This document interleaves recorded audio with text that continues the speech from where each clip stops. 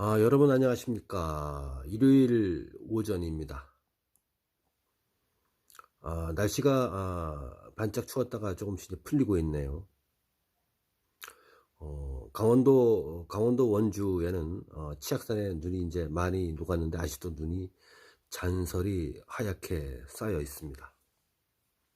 어제 뉴스를 보니까 남동가요 광양 쪽에 무슨 매화꽃이 폈다고 상춘객들이 많이 와서 좋아하는 그런 모습이 보이던데요. 강원도 원주는 전혀 딴 동네입니다. 엄청 춥고 아직도 치악산에 눈이 허였습니다.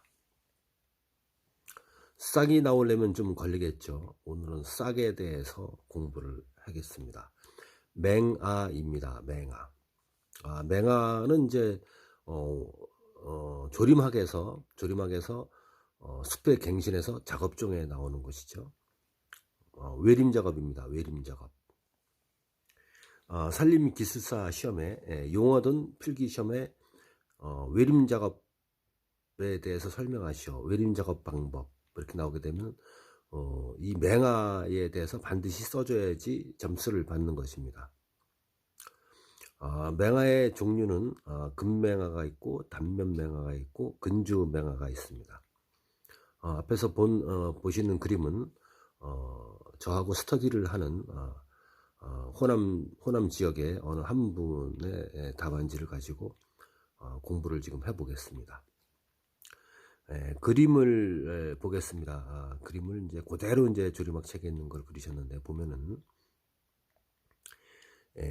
첫 번째 이제 금맹아가 있습니다. 금맹아 뿌리 근자죠. 뿌리에서 맹아 싹이 발생하는 것입니다. 왼쪽에 A 부분이죠. 보이십니까?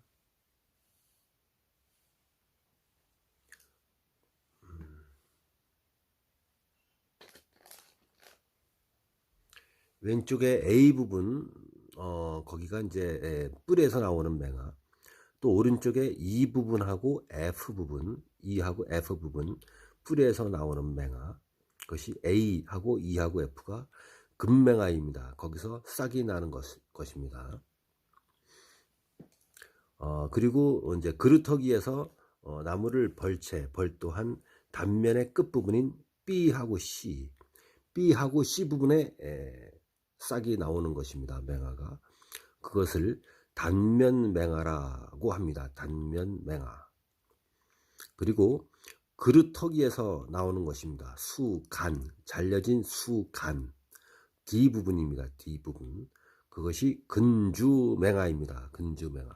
이렇게 맹아는 금맹아, 단면맹아, 근주맹아가 있습니다. 외림 작업의 방법에서 외림 작업의 맹아의 종류는 반드시 이 세 가지를 그림을 그리고 도식화해서 설명을 써줘야지 점수가 나옵니다.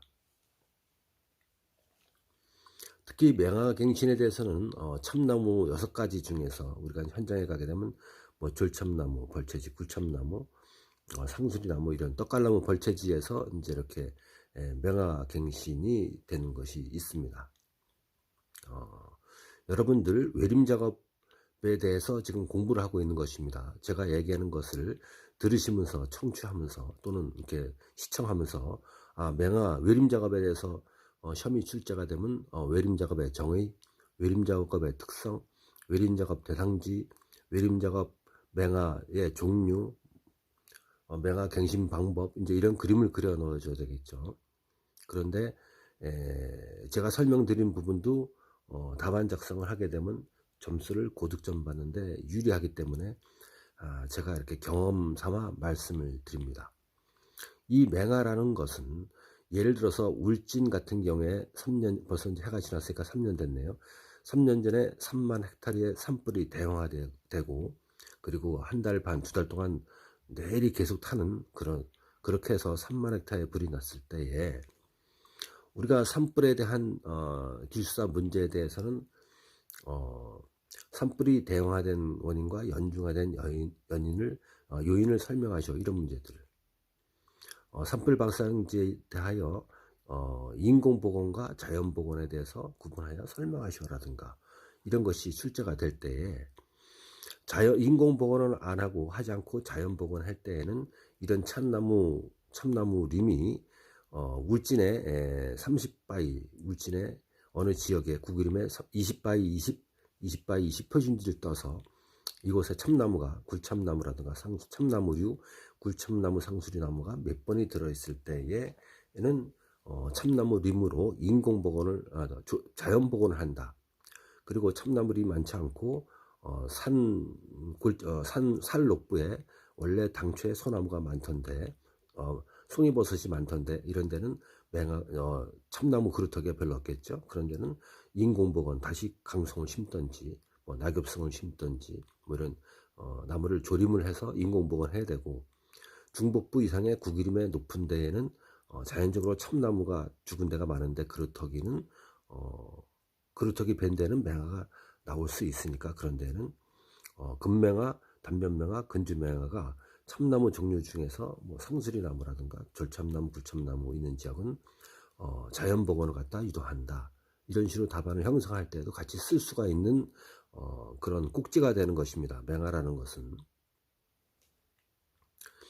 그리고 또한 제가 사례를 또 말씀드리면은 작년에 2023년도에 제가 모 지방 땡땡지방 산림청에서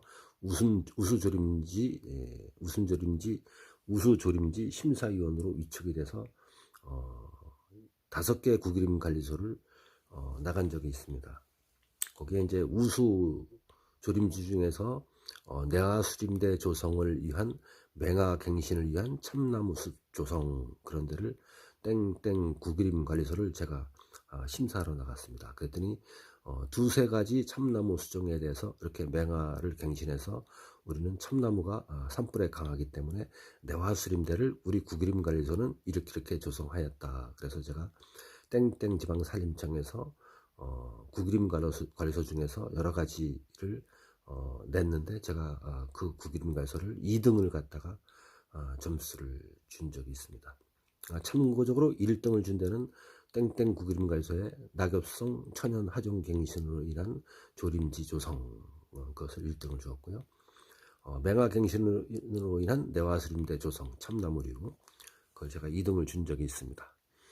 이렇듯 우리 산림 분야에서 맹아 갱신이라는 것은 상당히 중요한 것이고, 내화수림대 또는 자연복원 또는 혼여림 조성 뭐 이런 부분, 또 인건비 전략, 예산 전략, 이런 것들, 그리고 자연 친화적인 산림 복원 뭐 이런 것들과 연관이 많은 것이기 때문에 어느 호남 지역의 분이 스터디 하시는 분이 답안을 적어온 것 중에서 그림도 예쁘게 잘 그리셨기 때문에 제가 이걸 가지고 지금 맹아갱신에 대한 종류와 맹아갱신이 쓰이는 부분, 맹아갱신이 산림기술사 문제 중에서 이러한 문제가 나올 때 써도 고득점 받는데 유리하다는 점을 갖다가 제가 말씀을 드려봤습니다.